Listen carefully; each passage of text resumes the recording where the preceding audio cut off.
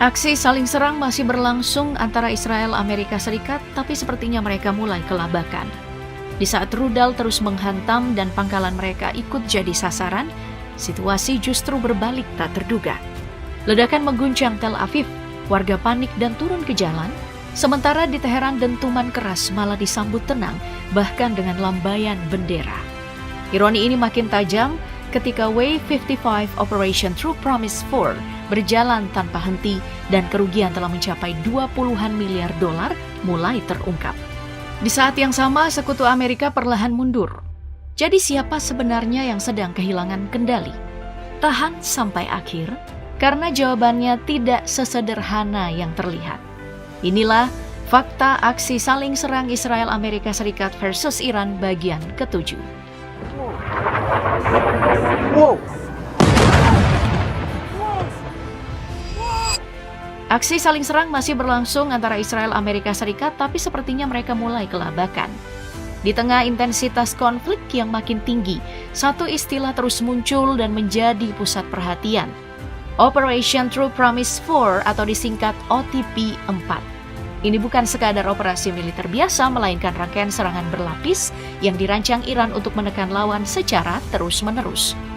Berbeda dengan serangan konvensional yang sporadis, OTP 4 ini berjalan seperti gelombang, datang berulang, terukur, dan semakin kompleks.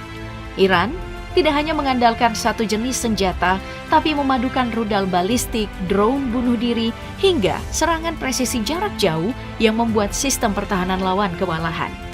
Dalam beberapa hari terakhir, dunia mulai melihat bagaimana pola ini bekerja. Gelombang demi gelombang diluncurkan tanpa memberi waktu pemulihan bagi Israel dan Amerika Serikat.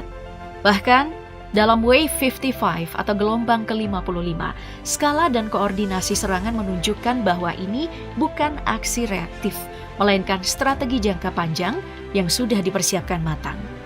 Iran mengirim pesan yang jelas. Mereka tidak hanya bertahan, tapi mampu mengatur tempo perang.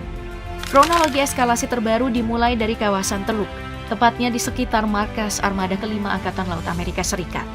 Pangkalan strategis ini mendadak berada dalam status siaga tinggi setelah terdeteksi peluncuran drone Shahid 136 secara simultan menuju sejumlah titik militer Amerika Serikat. Drone ini dikenal sebagai kamikaze terbang rendah, sulit dideteksi radar, dan menghantam target dengan presisi. Serangan ini bukan hanya ancaman fisik, tapi juga psikologis, karena menunjukkan bahwa pangkalan paling dijaga sekalipun tetap tidak bisa ditembus. Tak lama setelah itu, Wave 55 OTP 4 ini benar-benar dimulai. Iran meluncurkan kombinasi rudal canggih dengan kecepatan ekstrim dan kemampuan manuver tinggi. Beberapa laporan menyebutkan jenis seperti Fatah yang mampu melaju hingga hypersonic, serta Emad dan Kader yang mampu membawa hulu ledak besar dengan akurasi tinggi. Dampaknya langsung terasa di Israel Utara. Kota Naharia dilaporkan menjadi salah satu titik yang terkena serangan roket, termasuk dari kelompok proksi seperti Hezbollah. Rekaman yang beredar menunjukkan bangunan rusak, kendaraan terbakar, dan warga yang panik mencari perlindungan. Ini menandai bahwa konflik tidak lagi terbatas pada dua negara, tapi sudah melibatkan jaringan sekutu yang lebih luas. Eskalasi kemudian meluas ke pangkalan udara penting milik Amerika di kawasan Teluk, Sheikh Isa di Bahrain, dan Al-Dhafra di Uni Emirat Arab. Menurut pernyataan yang beredar, serangan gabungan rudal dan drone menghantam fasilitas logistik dan shelter pesawat tempur. Dampaknya bukan hanya kerusakan fisik, tapi juga penurunan kemampuan operasional. Belum selesai di situ, serangan juga menyasar pangkalan militer Victoria milik Amerika Serikat di dekat Bandara Internasional Baghdad. Untuk pertama kalinya, rekaman memperlihatkan drone FPV, drone kecil dengan kendali langsung, terbang rendah di atas area pangkalan sebelum menyerang. Senjata jenis ini relatif murah tapi sangat efektif karena sulit dideteksi dan bisa diarahkan dengan presisi tinggi ke target tertentu. Selain drone, serangan roket juga dilaporkan terjadi, menambah tekanan terhadap pasukan Amerika Serikat di Irak. Jika dilihat secara keseluruhan, pola serangan ini menunjukkan satu hal penting. Eskalasi Iran tidak berdiri sendiri, melainkan terhubung dengan jaringan proksi di berbagai wilayah. Dari Lebanon, Irak, hingga Teluk, semua bergerak dalam satu ritme yang sama. Dan di titik ini, pertanyaan besarnya mulai muncul. Apakah ini masih sekadar rangkaian serangan, atau justru awal dari perubahan besar dalam peta kekuatan di Timur Tengah?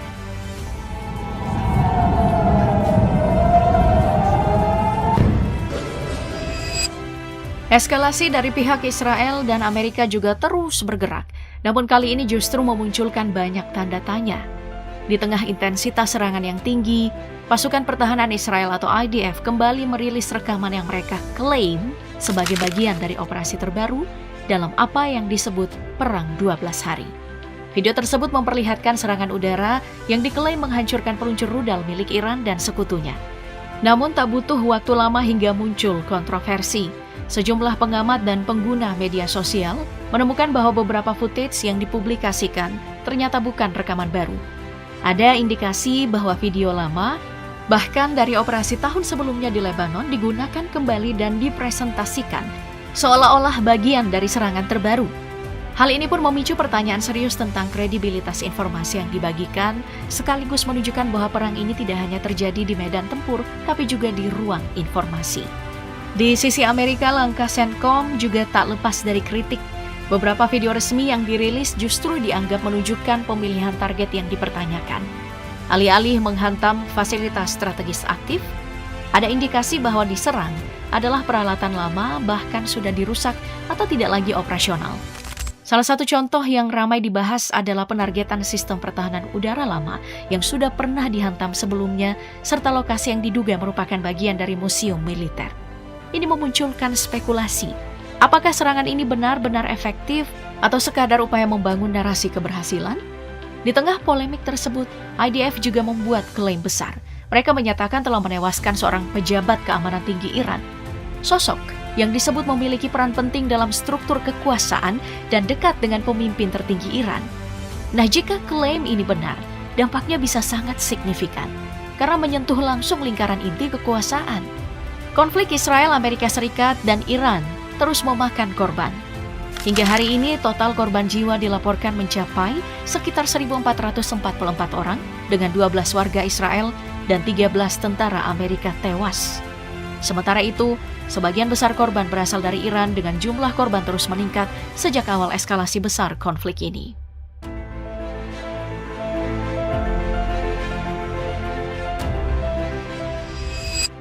Situasi terkini menunjukkan bahwa tekanan terhadap Israel dan Amerika Serikat tidak hanya datang dari medan perang, tetapi juga dari panggung internasional. Salah satu perkembangan paling mencolok adalah sikap Sekutu Barat yang mulai menjaga jarak. Sejumlah pemimpin Eropa secara terbuka menolak permintaan Presiden Donald Trump untuk ikut mengamankan jalur pelayaran di Selat Hormuz. Bahkan dari dalam NATO sendiri, muncul pernyataan tegas bahwa konflik ini dinilai bermasalah secara hukum internasional dan aliansi tersebut sebaiknya tidak ikut terlibat. Di saat yang sama, pergerakan militer Amerika juga memunculkan tanda tanya besar. Laporan yang beredar menyebutkan bahwa kapal-kapal Angkatan Laut Amerika Serikat mulai menjauh dari kawasan paling panas di Timur Tengah ini. Jika ini benar, maka ini bukan sekadar reposisi taktis, melainkan bisa dibaca sebagai bentuk kehati-hatian ekstrim atau bahkan indikasi bahwa risiko di lapangan sudah terlalu tinggi. Kondisi ini semakin diperkuat dengan pesan terbuka dari Iran yang ditujukan langsung kepada Trump, menegaskan bahwa hasil perang tidak ditentukan oleh pernyataan politik, melainkan oleh realitas di medan tempur, tempat yang disebut-sebut kini justru dihindari oleh pasukan Amerika Serikat. Di dalam negeri Israel sendiri, situasinya juga tidak kalah panas. Rumor mengenai kondisi Perdana Menteri Benjamin Netanyahu kembali mencuat setelah muncul video yang justru memicu kecurigaan sebagai rekayasa digital. Alih-alih meredam isu, hal ini pun malah memperbesar spekulasi tentang krisis kepemimpinan. Sementara itu, Iran memainkan kartu strategis lainnya melalui Selat Hormuz. Mereka menyatakan bahwa jalur vital tersebut tetap terbuka, namun hanya bagi negara-negara yang tidak terlibat dalam konflik, dan itu pun dengan izin dari Teheran. Ini adalah langkah yang sangat signifikan, karena secara tidak langsung, Iran menunjukkan kendali atas salah satu jalur energi terpenting dunia.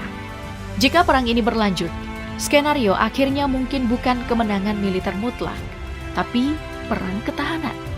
Seperti dikatakan Ali Faiz, tujuan Iran itu bukan menang, tapi bertahan. Dalam kondisi ini, cukup bertahan saja sudah bisa dibingkai sebagai kemenangan. Dan justru menempatkan Amerika Serikat Israel di posisi kalah secara strategis.